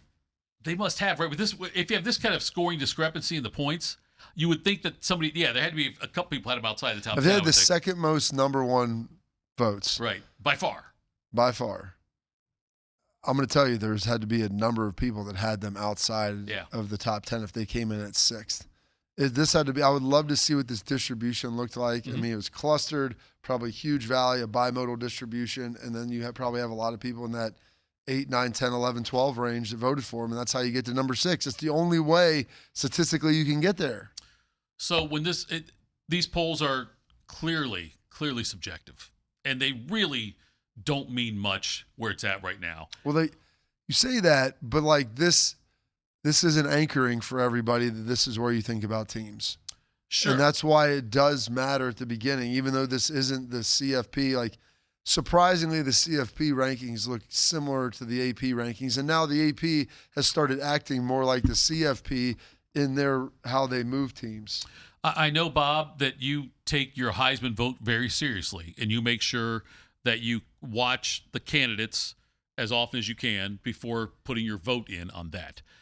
With the coaches poll, I don't know I don't have much confidence in how much football of other teams these coaches have watched, because a lot of the times they're focusing on their team and their opponents. It's not the coaches. It's their SIDs. That's been the old joke. Like, sure. You watch who you are, who you're playing, and you see a lot of people in your conference. Not like Ryan Day. He's probably seen a lot of the SEC because you're preparing for Texas, so you're watching a lot of their stuff last year. Mm-hmm. And that stuff happens. The same thing with Kyle Whittingham at Oklahoma. And you have these different cross-conference. And then you get to the playoffs, and all the coaches are watching other games. They're when they get a chance, sure, they're going to have one eye on it. But, yeah, like coming into the season, I mean, it's honestly the people that would probably be the most apt to be able to vote on this are the GMs for these schools and the people that do now their pro scouting or their college scouting. Right. Because they're the one that knows who's on all these teams. They've watched the film on all these guys. And hell, Phil Steele. That'd be the one I'd have on a voting thing like this. You know what I mean? With how much research he does. Phil's really good. And the reason why you do a group is if you get more people, you're going to obviously have some dissenting opinions and some people with inherent biases. But that's not going, when you have a group of hopefully 40 to 50 people, that should be diluted as you move through. Do you think, Bob, that when you look when people are voting like this and they're saying these are the teams we think are the best teams right now, or do you think that this is in order to base the accuracy of these kind of votes on what they think they'll be? I don't know. Everybody's got their own unique criteria. It's like the Heisman Trophy, the most outstanding player in college football. What the hell does outstanding mean to you? I would say try to define the terms of which we're going to negotiate. And in any contract, you have a definition of terms. And trying to figure out exactly what those mean, that's tough. Ohio State, Oregon, Georgia, Texas, Notre Dame, top 5. Out of that top 5, is there anybody you think should be higher than they are? Obviously, Ohio State shouldn't be because they would be 0. But is there, out of Oregon, Georgia, Texas, Notre Dame, do any of those surprise you as far as where they ended up in the voting? Well, one thing is, I think Notre Dame maybe should be the 3rd best team. Maybe Texas. I think Georgia should probably be 5th. With just how they've kind of performed the last couple of years. Now, people have said, this Georgia defense is going to be more like the defenses of old and different things. And I'm not saying Georgia isn't good. I just don't know that they're as good as those back-to-back national championship teams where their defense was crazy good. When I thought Notre Dame might be 2nd when this came out, no lower than 3rd. And I didn't know if Texas be ahead of Georgia or not. And a lot of that's based on just the hype behind Texas and Arch Manning and what they did a good job in the transfer portal also. But Notre Dame being 5, I thought Notre Dame would be 2 or 3. But you're right. But this stuff right here, the only reason it matters is it's for TV. It's the anchoring for the voting. Yeah. For everybody. When you put the numbers up, you put them on TV, and people naturally assume Ohio State and Texas is a big game because there's going to be 2 top 5 teams playing in it. You're going to see some of these other games, LSU and Ole Miss. There's going to be 2 top 10 teams playing in it. So when people watch those games, they inherently believe that those games matter more. And so you're going to weight them heavier when you start looking at, who's coming, what games are important and how we're doing the metrics when we start voting there, whatever it is, week 9 or 10. That's going to be a big part of it. It is much harder to go from receiving votes to the top 5 than it is to go from top 5 to out of the poll. Like that, and that's why there's always a couple that do that. There are. We play the game. Who are the teams in the top 10 that could fall out? Last year I had Miami. They end up going to the national championship game. I was wrong, obviously, on that. I also had Michigan though, and I felt pretty vindicated in that one. So I was 1 for 2, one right, one way wrong. But like looking at like what's a team that if they had injuries or things don't go well for them, it just doesn't break right, that they could end up being 8-4, 7-5. And they're every year there's those teams. Clemson's been that team before. Penn State was last year, too. Penn State's been. Okay, then let's play that game, Bob. We got those top 5 I gave you. Then you got Indiana, Miami, A&M, Oklahoma, Ole Miss. That's your top 10. Ohio State, Oregon, Georgia, Texas, Notre Dame, Indiana, Miami, A&M, Oklahoma, Ole Miss. Out of those 10, who do you think is most likely to finish outside the top 25? Like Ole Miss has the most uncertainty surrounding. Now I understand they have Trinidad Chambliss and they got Lacey coming back. I mean, they've got a lot there that's really good. But you also have a coach that's coaching his whole team for the first time, which I think it is a little bit tougher that you're going to have to factor into. I don't know how good Oklahoma ultimately is. I'm looking at their schedule. Is it tough? They could fall out of the top 10 in the first 4 weeks. They have UTEP first, then they play at Michigan. Yep. They have New Mexico, then they have Georgia and Texas. Yep. That's their first 5 weeks. So 3 of the first 5. So you better be going 3-0 going into Georgia and Texas. Yep. Because those are going to be tough ones. Michigan, on the road, week 2. I have no idea how good Michigan is. And I have no idea if they know what to expect. Like, a lot of it's going to be contingent upon how good Bryce Underwood ultimately is and them trying to figure that out. So that's a team that you could see. Oklahoma, now they're at 9, but you're talking falling all the way out of the top 25, which that's a pretty precipitous drop. A&M, maybe. I mean, every year A&M gets hyped more and more because they made the playoff last year. I mean, yeah. I understand that, but I'm saying I wonder if A&M though is someone who could, and a lot of this is based on you're playing. I know the Big Ten's a better conference. You can't even argue against that one, but they still have a tough schedule at A&M, and so there may be somebody I would look at. Their schedule includes Missouri State, Arizona State, Kentucky to start the season, at LSU, they're at Missouri, at Alabama. Host Tennessee, at Oklahoma, and then they play Texas also. It's more favorable to start. The first couple of weeks, you have at LSU week 4, but after that, it's a much more favorable schedule than Oklahoma. The back end gets a little tougher. Their back end, their last 3 of their last 4, they've got the visit of South Carolina in there, but going to Bama, to Oklahoma, Texas at home, that's going to be a gauntlet. If you can go 2 and 3 over that, or I guess 3 to 4 out of that 8, 10, and I guess they have a bye in there in week 11, which will help. But that's still a tough four games to finish your regular season. Other Big Ten teams in the top 25 after that top 10 right there includes Southern Cal at 14, Michigan at 16, Penn State at 17, and Iowa at 22. And we've got Breer on here popping in today. Oh, look at this. From Parts Unknown. Look at him. He's awake. He's alive, ready to jump on here with us. The best reporter in all of the NFL. Where are we coming from today, Bert? Yeah, the best reporter in the NFL who can't figure out what time zone he's in. I'm sorry, Bobby. It's so good. I'm a couple minutes late here because I had it in my head. Okay, I'm going to do 7 o'clock, and I forgot that Houston's in the Central Time Zone. So I'm really Oh gosh, man, you didn't have to come on. It's 6:15. I appreciate you doing it. No, it's all good. It's all good. I said I would, so I'm here. No, it's you. So you said I think I can make that work, and I was trying to figure out where you were. I was hoping that you were going to already be more, maybe in the Indy, Tennessee, somewhere. I guess Tennessee's on Central Time as well. Yeah. With that, my big return to the Eastern Time zones tomorrow. So I'm in Detroit tomorrow. So okay, yeah, almost. So what? What are we looking at with Houston? We're going to watch Houston today, I'm guessing. Obviously D'Amico Ryan's done a great job. Matt Burke has done a terrific job with that defense. Is everything just centered around CJ this year and what they think he can be? Yeah, I think you get the sense like if they can be just pretty good on offense, they have a chance to go all the way. I don't think there's any question about what they've got defensively, and just the volume of players on that side of the ball. And it's amazing, Bobby, when you look at it, because you look at guys like Will Anderson and Derek Stingley, and they're obviously top of the league at their positions, but then they also have Kamari Lassiter at corner and Daniil Hunter at the end, and you go just down the list of players from, Petrie to Bullock to Atoto to, Tommy Togiai's had a really good offseason there. So, can they be the 12th best offense, the 14th best offense in football? And, I think the good news is early in camp, from what I understand, the offense has been really, really competitive with the defense. And today is going to be interesting. I'm excited to be here today because apparently today is going to be the most intense day they've had. 11 on 11 full pads, all of that.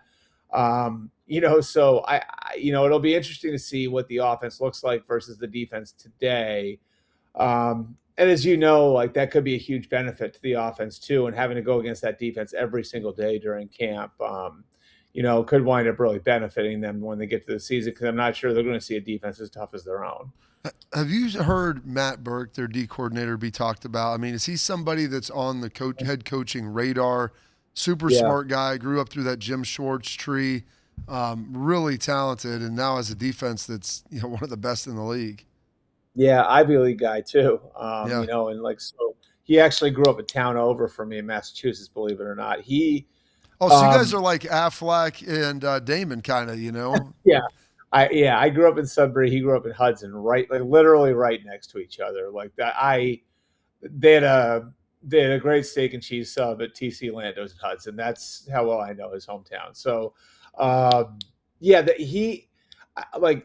I think, it's interesting because I think one thing that's really going to help him is the success of Mike McDonald in Seattle.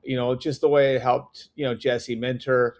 I think the thing that's difficult for some of these defensive coaches is, first is the obvious, right? Is that we've seen, teams, obviously there's been so much success in hiring some of the young offensive coaches, and obviously Sean McVay and Kyle Shanahan are at the top of that list.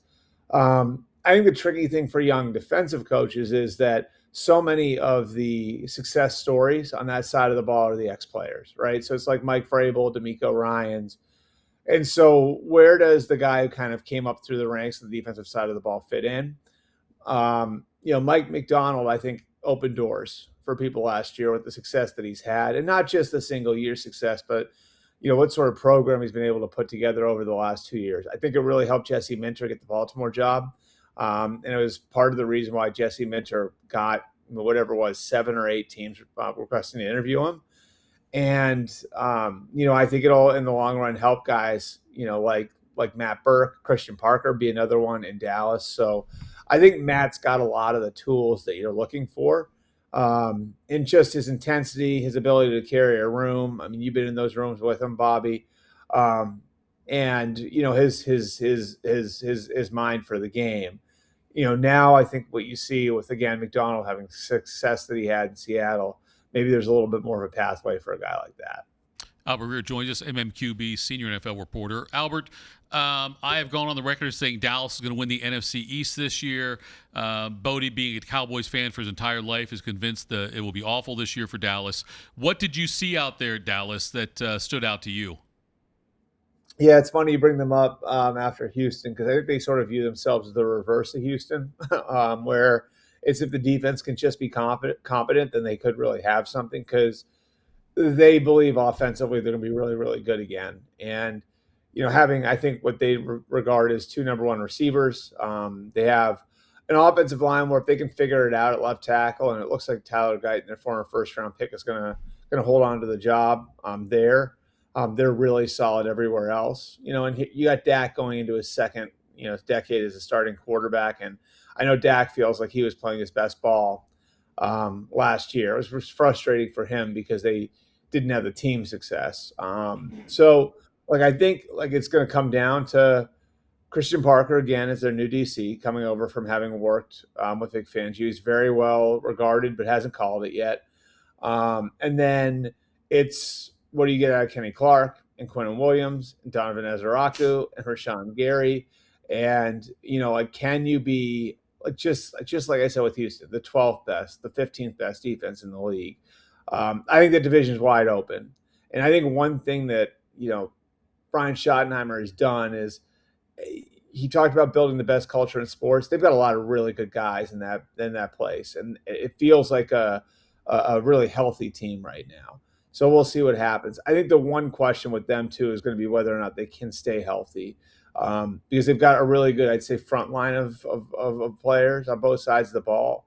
I just don't know that the depth is there. So if the injuries hit, it could be costly. Yeah, but what's Jared got to say about that? We got to mix it up a little bit, Bert. We got to spice it up. And we're never out of adding in some players. Do you think they ultimately add somebody on the defensive side? What's funny about that, Bobby, is that I was talking to a couple of guys about that when I was out there, and they were like, we had no idea he was going to say that. So I think Jerry likes there being attention on the Cowboys, and that certainly got people's attention. I think they're open to it. I mean, we saw last year after trading Micah, they went and they made the move for Quentin Williams, and so I think they're open to that idea. I know people have connected them to Max Crosby because maybe there's an obvious need for another pass rusher there. I don't know if that would be the move. Corner certainly I think would be something that they would look at.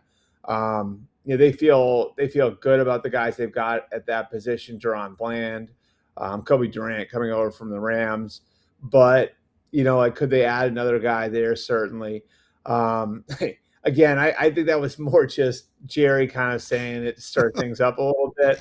I don't think that there's any sort of move imminent, but I do think like they're open to it because I did feel a sense of urgency there among the players and coaches. Whereas like they look at it and they see like we've got a lot of guys who are either in the prime of their careers in the back end of the prime of their careers, so the time's now. Albert, we have Tim May here locally who never really retires, even though he says he's retired like several times. You still see him out there. He was like retiring when I was in school there. Loved right, him. yeah.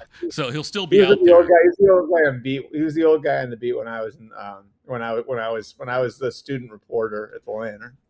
Is Peter King at all like that, or is he completely off the scene? No, I'd say it's funny. Here's how you can tell that you chose the right career. When you're still calling people in the business to try to find out what's going on after you're done working. And that's Peter. Like, I'll have those conversations with them. And he's like, I'm sure at some point in the next few weeks, he'll check in with me and we'll talk about my camp trip. Cause he probably, I think in deep down, he won't say I miss doing it, but like he misses going from city to city and all of that. And like he's genuinely interested in everything that's happening in the NFL, he's not like I think a lot of people, like, this is one thing I really respect about Peter. I think a lot of people in my line of work become jaded and maybe they don't like the sport quite as much as they did when they got started. And I never want to be that guy. I love the sport I cover. I'm into it. You guys know how closely I follow college football on my own time, so. But that's one thing I've always like really respected about Peter is like how much I'd say it sounds kind of corny, how much joy he brings to the profession. Like he really genuinely loved doing this. He loved football. He loved telling people stories. He loved getting inside and getting stuff that no one else could get. And obviously he was really good at it. So yeah, I love having those conversations with him. When he'll call about this or that, and and just because he wants to know what's going on, and he's got a book coming out. I don't know if you guys know about it, but the concept of it's awesome. It's a 40-chapter book, one chapter on each of his years covering the NFL, and it's gonna be really, really good. I've got the galley copy. I've gotten through part of it. It's what I've read so far is really, really good. Everybody's gonna want to pick that up. Albert, Will Levis said that he is convinced there are not 32 better starting quarterbacks than him in the NFL. When you see Will Levis, would you say to him, you're crazy, or do you agree with him? Yeah, I think I probably could get to 32. I just haven't seen enough from him. Now, like, that's not saying he can't. That's not saying he might not be right. I don't know. We just haven't seen enough of him playing in games. I would say I could probably comfortably get to 32. That I feel like I'm better than him. But again, like, it's possible he's really developed, and like last year there was development we didn't see behind Cam Ward that, like, all of a sudden now he's taken a leap and he's a lot better than he was. I guess we'll get to see at least a little bit of it during the preseason. Maybe we can circle back on that one. Albert, I know I've asked you about Peter King a couple of times, and he was the best at what he does, and I guess the best compliment I can pay you is it has not dropped off since you've taken over for Peter King. So you're a great read every time. We appreciate your time every week. Safe travels, and we'll talk to you again next week, hopefully. Thanks, guys. I'll try to get the time and everything right. That's all right. Thanks, Albert. That was Albert, MMQB, joining us there. Appreciate that time from Houston when he's out there. Coming up next, we will talk to Austin Ward. Football camp tomorrow for Ohio State. Practice gets underway. We will talk to him next. Morning Juice. Do you need a bank that truly values local business in this town and the opportunity to work right alongside them as partners? Whether you're a small business or a large operation, Riverside Bank of Dublin has the right tools for the job. Riverside Bank of Dublin has the experience of working right here in Central Ohio. They understand the business climate in our area, and they're going to help you reach your goals. So whether you need an SBA loan to get your business off the ground, a line of credit to keep your business running smoothly, or equipment financing to get your business up to scale, Riverside Bank will tailor a solution that fits your needs. Visit them at riverside.bank or stop in to get to know them in person at 6300 France Road. Riverside Bank of Dublin, member FDIC, equal housing lender. I pitched in the major leagues for 24 years, and let me tell you, I can feel it in my joints. Shoulders, elbows, and knees. Trust me, pain doesn't retire when you do. I tried everything to get rid of the pain. Nothing worked until QC Kinetics. Baseball legend Roger Clemens and other patients are getting lasting relief with QC Kinetics regenerative treatments. No surgery. I trust QC Kinetics. You should too. Let's commit to getting rid of all the pain. Schedule your free consultation today. QC Kinetics. Better starts here. Everybody thinks they're a great driver. And Outlaw Motor Speedway gives you a chance to prove it. Experience professional racing simulators, full motion rigs, and some of the world's most iconic tracks right here in Grandview. Race your friends, join a league, or bring the entire office out for an unforgettable corporate event. And when the checkered flag drops, keep the night going with great drinks and food right here or next door with the Agave and Rye. Then climb back in the driver's seat and see who has what it takes. Don't miss out. Book your race today. OutlawSimRacing.com. Since 1969, Germain Toyota of Columbus has been delivering an exceptional experience to Central Ohio drivers. Whether it's versatile SUVs, stylish trucks, or efficient hybrids, Germain Toyota has a great selection of new and pre-owned vehicles at customer-friendly rates, backed by 2 years of maintenance with Toyota Care and same-day service from our trusted team of technicians. Experience the difference with every drive at Germain Toyota of Columbus.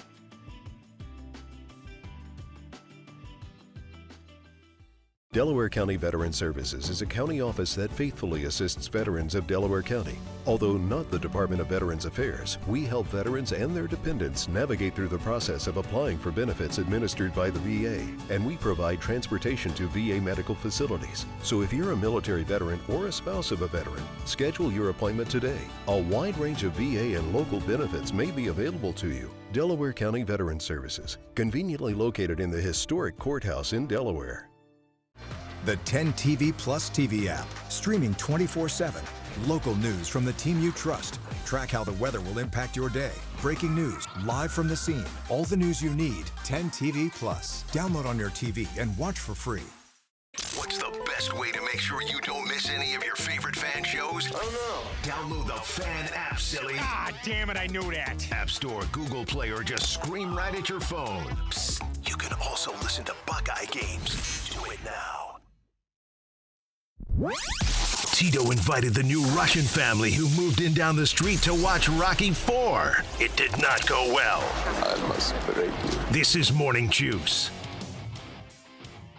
Do you need a bank that truly values local business in this town, the opportunity to work along right beside them as partners, whether you're a small business or a large operation? Riverside Bank of Dublin, they've got the right tools for the job. Riverside Bank of Dublin has the experience of working right here in Central Ohio. They understand the business climate in our area, and they're going to help you reach your goals. So if it's an SBA loan to get your business off the ground, a line of credit to keep it running smoothly, or equipment financing to get your business up to scale, Riverside Bank will tailor a solution that fits your needs. Visit them at riverside.bank or stop in to get to know them at 6300 France Road. Riverside Bank, a double member FDIC, equal housing lender. Thank you, Albert Breer, for hopping on with us there. He's the best, man. He really is. And from a hotel in Houston. Right. It's like, dude, you don't have to come on Central Time, man. He's like, I told you I would. And then I forgot to tell you because I don't know what happened. I had the text sitting in my outgoing deal, and I just never clicked send, which means probably one of my kids yelled at me, and I just broke my stream of consciousness, or another text came in that Breer probably followed up with something like, oh, yeah, we're going to be in town. So he'll be over at practice on Friday, which I didn't think I was going to be able to see him much, but they moved the scrimmages for Arlington in the morning from Friday to Thursday due to the potential rain showers. Not really rain, thunder and lightning. So hopefully I'll be able to get a chance to see him because he's one of my favorite guys to always talk to and see how he's doing. So excited about that. And I meant what I said about Peter King was always he was that was book the god. Sounds amazing. It does. It does. My dad will probably love reading it because there's stuff that will touch my dad's era in there. Sure. And if he does it by years, like starting through that, the things that he learned. And it's always interesting when you write a book. It's my dad always, which I'm going to start working on here. And You're still working on your book? Not my book. I wanted to sit down and do mostly for my kids. Yeah. But potentially share some of it. I'm just trying to figure out how to do this, but sit down and do, I don't know, between 40 minutes and an hour and a half and do a couple of videos with my dad talking about his life and how he got to the NFL, his stories from college and the NFL, because his stories are so good. And I'll share them with Breer, and I talk to him about some of the older coaches that coached me, and those guys, they love him. And it's because it's like watching North Dallas 40. It's like a movie. Like the stories like that don't exist anymore.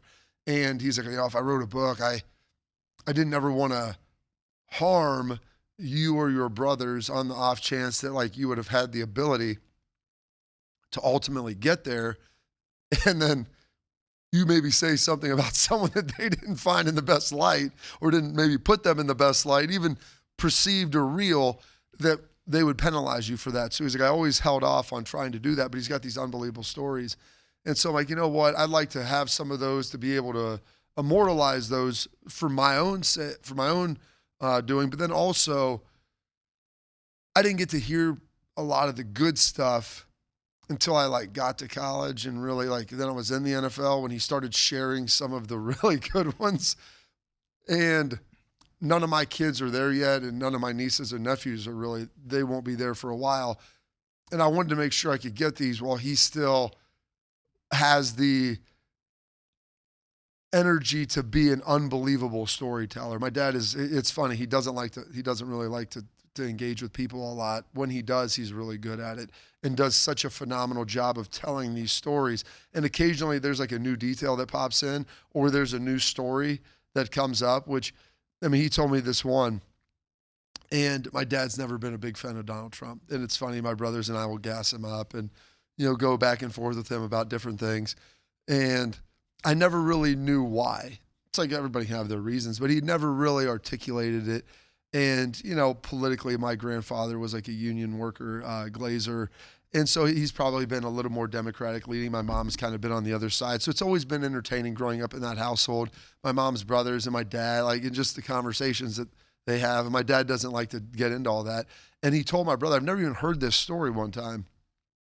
And it's really one of the great stories that I've ever heard. And I don't know what year, 85 maybe, when they had the players strike. The first one was 82. The second one was 87. 87. Maybe it was 82. 82 was when they played 9 games that year. Maybe it was after. Maybe he knew that coming in. I'm trying to remember where that was. Maybe it was 84, 85, somewhere in there. But he had been in New York for a couple of years, and he knew his time was getting thin. And whenever they started the USFL, 84. 84. So probably 84. And Trump owned the New Jersey Generals. And my brother told me this story. I've never even heard him tell it, my dad. So I would like to be able to get a first-person account of it from him telling this. But this is something I heard within the last year. And he's playing there, and my dad was one of the heroes of New York because they were terrible when he got there. They brought him in. They drafted Lawrence Taylor. They went from being basically the Browns. They were great in the 60s when they had Lombardi was their D coordinator, and Gifford on that team. Frank Gifford was like their star running back. Lombardi was their offensive coordinator, and Landry was their defensive coordinator. Not bad. Those were that was. Yeah. I mean, you want to talk about two guys that were pretty good, and so they were great. And then those guys move on, they get older, Gifford's or whatever, and they're terrible for the 70s. So when the Oilers trade my dad there, he goes, they thought they were trading me to Siberia. It's New York, but like, welcome to the worst franchise in the NFL. Kind of like me going to the Jets, Except the Jets had Joe Namath. They had won more recently. Yeah. And he goes, I get there, terrible. And, oh, gosh, who was the coach? He went to Alabama. It was Perkins. Ray Perkins is there. Yeah. He traded me in. We come on in. I'm coming week 4. They go on this tear. He's like, I have one of the best years of my career. We get to the playoffs. We beat the Eagles in the playoffs. He sets the Giants rushing record. The Eagles were defending NFC champs, lost to the Raiders the year before in the Super Bowl. We're really good. And so maybe a couple of years later, he's like, I'm getting older, maybe 8th, going into his 8th or 9th year. He's like, sit down with Trump. And he brings me in, and he's talking to him about being, wanting him to come and play in the USFL. I don't know what my dad was making. People always talk about the money that you make in the NFL and what it was. Like, I don't know, probably making $250,000, which at the time was probably, mid-range running back money, and probably think is more money he's ever made in his entire life. Peanuts to what like guys make now, obviously. But he sat down, went and met with him. He's like, hey, Rob, you're on the end here of your career. You're moving forward. He's like, we want to bring you in. He's like, we're going to guarantee you like $1 million contract for like 2 years, maybe an option on a third or something like that. And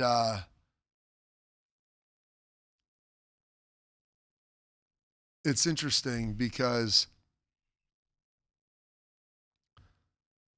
my dad said this a number of times and it's very true for him because when he got done, he could have gotten to college coaching, could have gotten to broadcasting. He's always like, if money's all you chase, it's all you ever catch. And so he's sitting in there, and as I look at this, I don't know if you've ever seen It's a Wonderful Life. Yep. Watch that. So I guess the scene that comes to mind as I look at this is when George Bailey's sitting there with Potter, and he's like offering him this big job, $20,000 a year back in 1950, trips to Europe and New York and all this stuff. And my dad, he was telling my brother, like I said, I need to get the story from him firsthand and get some more color out of it. But my dad's like, I sat there, thought about it. It's like, it sounds like a great offer. He's like, but I never played football for the money. He's like, my goal was to ultimately play in college and then play in the NFL. He's like, so while this may be great, and this is a lot of money, he's like, this isn't what I fulfill. And he's like, you're an idiot. What are you doing? He's like, they're going to run you out of New York. You're at the end of your career. You're a running back. It's like looking at 30, all the things that happen. And he's like, well, that's fine. He's like, but I'm going to play in this as long as I possibly can. And that's what's important to me, not necessarily the other stuff. So it was not the monetary element of it. And it was just very interesting to kind of hear that and hear that story. And so he's got all these stories that are very similar to that involve like Kenny Stabler and Lawrence, guys that are these characters that like don't exist anymore. It'd be like playing with AJ Brown, except there's like 4 or 5 different AJ Browns on your team. And one of your coaches is like, it's like Any Given Sunday. It's like you watching a movie. And so when he tells me some of these stories, I'm like, my gosh, like these are unreal. Like I've got some decent ones, but the society had changed so much. There was social media. People were more like curated and professional. He got to play in like that transition era going from the 70s into the mid 80s where the NFL kind of became what it is today, the most popular sport in the United States, first, second, and third. And so there, you don't necessarily see the guys who are those big wild characters anymore.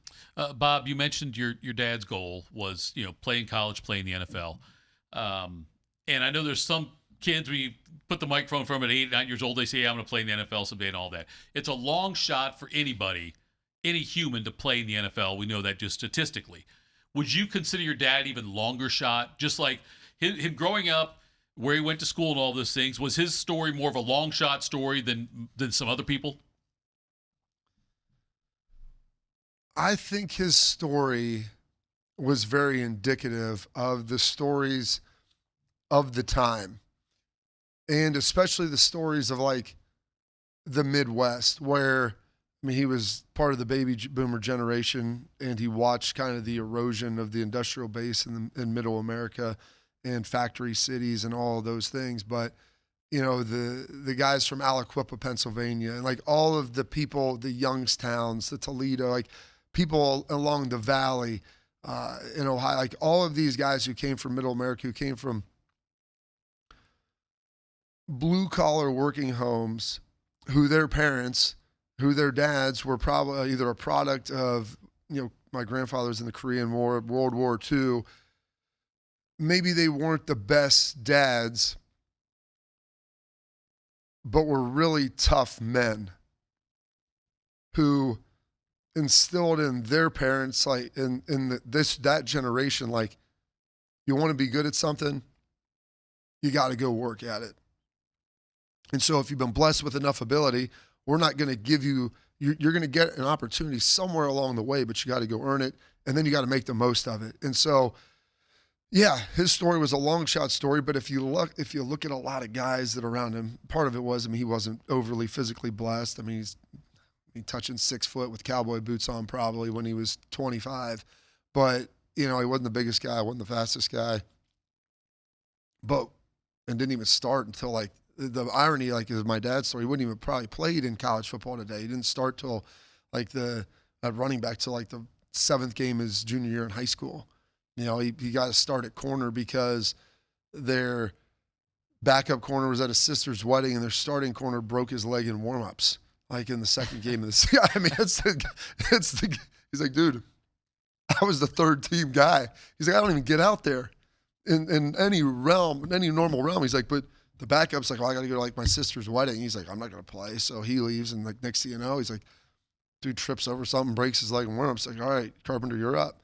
And so like that's kind of it. But that's the story I think that's indicative of a lot of those guys that you see, and you heard them when they go in the Hall of Fame. They talk about their relationship with their parents, or, you know, and just how all that works. And it's a story that I think is indicative of America when you look at like how a lot of the country was built and a lot of those professional athletes, what they did. I mean, they're very fallible men, but they have a lot of great attributes as well, which is what allowed them to have that type of success. That'll be pretty cool, then, Bob, if you do that. I think that when you do that with him, when you take the video, you shoot video and things like that of him, because, yeah, you're right, the character, the people that, you know, I mentioned. He's got tons, like I said, I want to put like, and I probably will end up putting some of it out there. Like, I want to put it out there because I want other people to be able to hear it, to experience it. I just want to make sure that he's good with all of it, but I really want to make sure that it's there for my kids and my nieces and nephews, so that they can get to know their grandfather in a way that I did. And not when I was young, but like through my playing time at Ohio State and then getting into the NFL, and him like slowly opening the book of all of these stories and opportunities that he had, how he got them, why he got them, and just the generational differences that have occurred within our country, especially as of the last 25 years. But to understand, like, there's certain common threads that connect everybody and how to find ways to build that connection. There's a Seinfeld episode when Kramer's taking karate with young kids, and he's riding the car on a carpool. The mom's driving him and all the young kids to karate, and talking about juice boxes and whatnot. Oh, yeah. I could see myself trying to weasel my way into you doing that with your dad, with like the kids sitting around, and then me like sitting above everybody else, like, please, you know, can you tell the story about Bum Phillips, please? That's great, Bobby. So Emily said something about a site you can go check out and see about doing something like that if you want to utilize the website. If you check in the chat, you'll see it on there. Anyway, coming up next, Your Highness, and we'll tell you who's got his juice. Morning Juice. Delaware County Veteran Services is a county office that faithfully assists veterans of Delaware County. Although not the Department of Veterans Affairs, we help veterans and their dependents navigate through the process of applying for benefits administered by the VA, and we provide transportation to VA medical facilities. So if you're a military veteran or a spouse of a veteran, schedule Schedule your appointment today. A wide range of VA and local benefits may be available to you. Delaware County Veterans Services, conveniently located in the historic courthouse in Delaware. At QC Kinetics Columbus, patients find lasting joint pain relief. Regenerative treatments help repair damaged tissue. No surgery, downtime, or steroids. Knee pain's something I lived with since the big game, and I'm all over surgeries. That's how I found QC Kinetics. I was able to get in, see the doctors, do the treatment, and get my knee feeling basically brand new. I can work out, run, most importantly, chase my son around the house and the yard, and do my job without any pain. Call QC Kinetics today for your free consultation. Better starts here. Delaware County Veterans Services is ready to help you access VA benefits, emergency financial assistance, dental and medical grants, transportation, and more. Give Delaware County Veterans Services a call, 740-833-2010 to schedule an appointment. Since 1969, Germain Toyota of Columbus has been delivering an exceptional experience to Central Ohio drivers. Whether it's versatile SUVs, stylish trucks, or efficient hybrids, Germain Toyota has a great selection of new and pre-owned vehicles at customer-friendly rates, backed by 2 years of maintenance with Toyota Care and same-day service from our trusted team of technicians. Experience the difference with every drive at Germain Toyota of Columbus.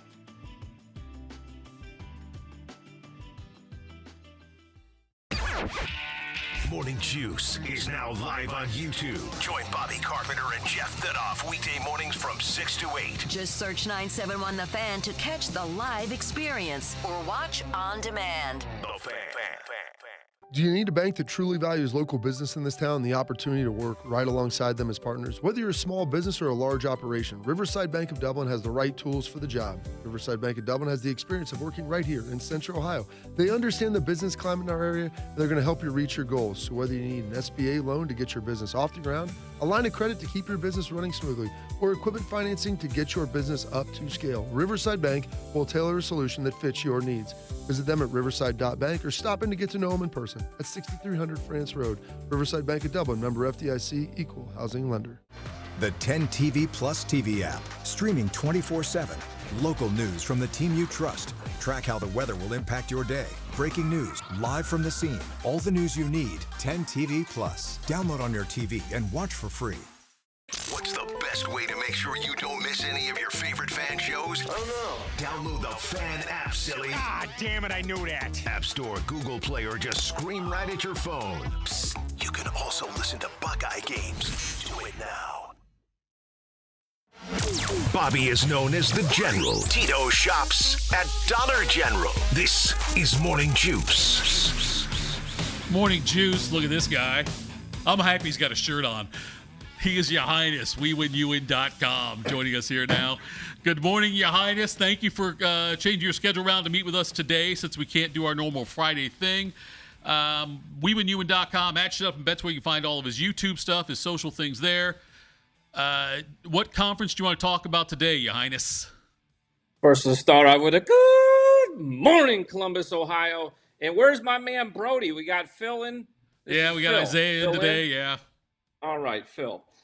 Anyways, a couple things. I can listen to Bobby talk about his dad or those stories all day long. So, Bobby, please do that. Real quick, you guys talked about top 10 college teams that will be outside the top 25. Here's two, in my opinion: Texas A&M, Oklahoma. Okay. Oklahoma's got a tough schedule. Texas A&M frauds. They played the bottom half of the SEC last year. They played nobody. When they started playing teams at the end of the year, they were made look like fools, basically. I do not like Texas A&M. Tough schedule as well. And if Brody was here, I would tell him Notre Dame misses the playoffs. I know they're thinking they're a playoff team this year. Notre Dame's outside. Oh. Jeremiah Love is what kept them in a lot of games, that running game. I'm not sure they can produce that. I'm not sold on Carr yet, so we'll see how Notre Dame fares. But, again, join a conference, folks. It's 2026. The one thing I will tell you, I think C.J. Carr is really good, and I think he might be able to keep him in that defense. I think they're going to look a lot different. I think we'll find out early whether that offense is good enough through the air to make up for, like you said, the fact that they lose the best running game probably in college football with two guys walking out the door that are first-round picks.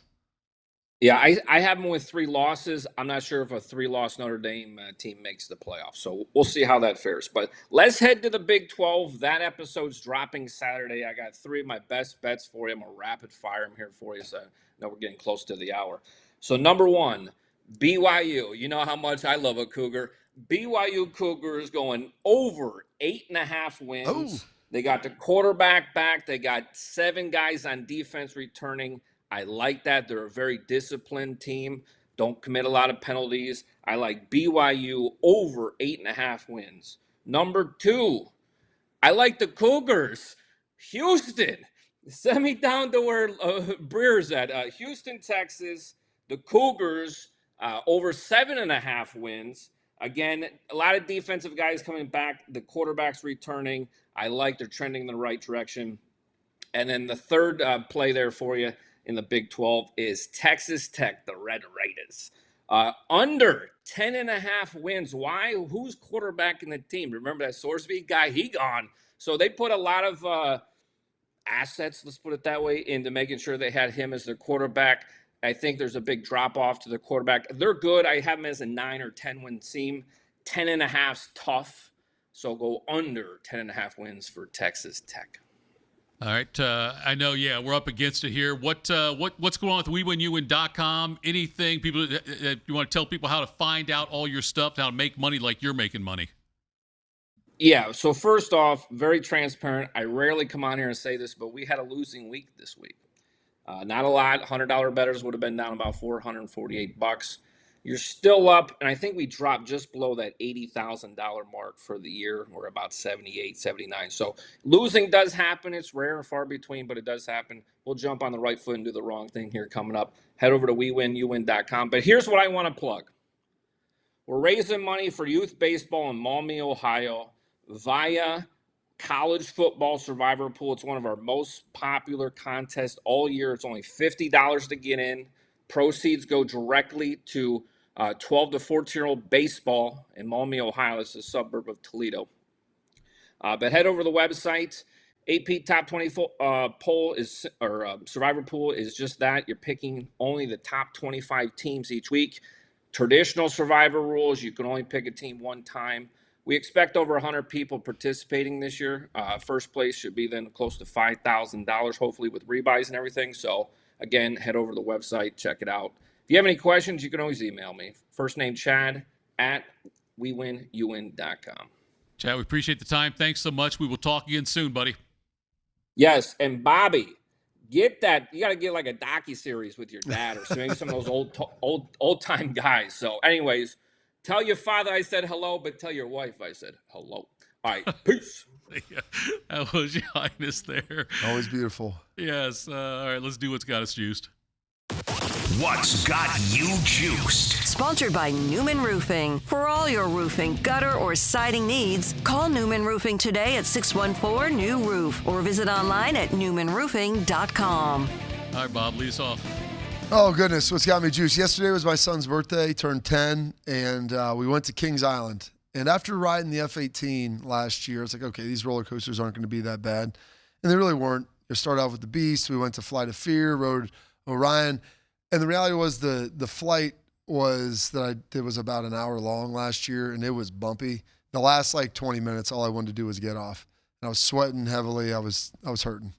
The roller coasters, they didn't really get me, but just the longevity. We rode about 7 roller coasters in in less than 4 hours. I probably packed the first 3 into about 40 minutes, and 2 were within probably 50. It was as long as it was to walk off of the Flight of Fear and walk directly onto Orion. They had one group go in front of us, and then we got right on. I'm like, okay, we're going from this to about 90 miles an hour right down the pike for the tallest roller coaster they had at Kings Island.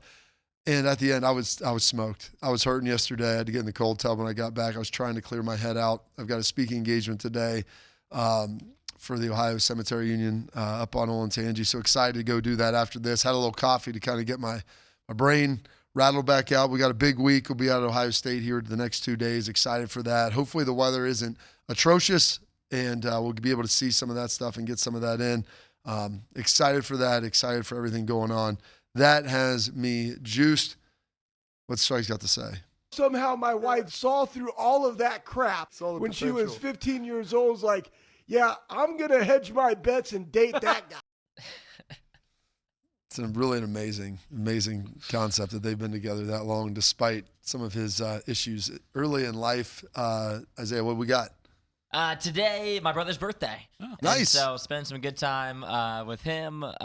Eden, my fiance, down in Tennessee doing vet school. So I've been spending a lot of time with the fam the past couple of days or so, and we'll definitely do that throughout the fall. Hanging out with him today, and then my older brother's going to come over into town here, and we're going to do a birthday celebration tonight for that. So I'm juiced up about I got a nice little gift lined up for him and everything. He got me a really good gift for my birthday. Ooh. Sometimes we do gifts, sometimes we don't. It's whoever had the previous birthday of my brother's, did we get him a gift? If we didn't get him a gift and he didn't get us a gift, then we'll go like a birthday or two where we don't get each other anything. Yeah. And then all of a sudden someone gets someone a gift. So that means we're doing gifts. So I got a gift for him because he got me one. Is it just you two? There, I have one more. I have an older brother 3. too. There's 4 of us, so that kind of always eliminates a birthday text. We go to dinner. It's all that. My family's never been big gift givers when it comes to like. Sometimes get my parents stuff, sometimes don't. Like, it's all good. They like, what do we give you? I'm like, I don't need anything. We're good. Yeah, I don't get my parents gifts, but the brothers, we pretty routinely give gifts almost every single birthday. So both my brothers got me a gift this year, so I have to get them both a gift. Typically, I just put a bow on my head. I'm a gift to them all year round, everybody in the family. I don't remember the last time I got my brother a gift. But my brother surprised me. Showed up from Virginia the other day.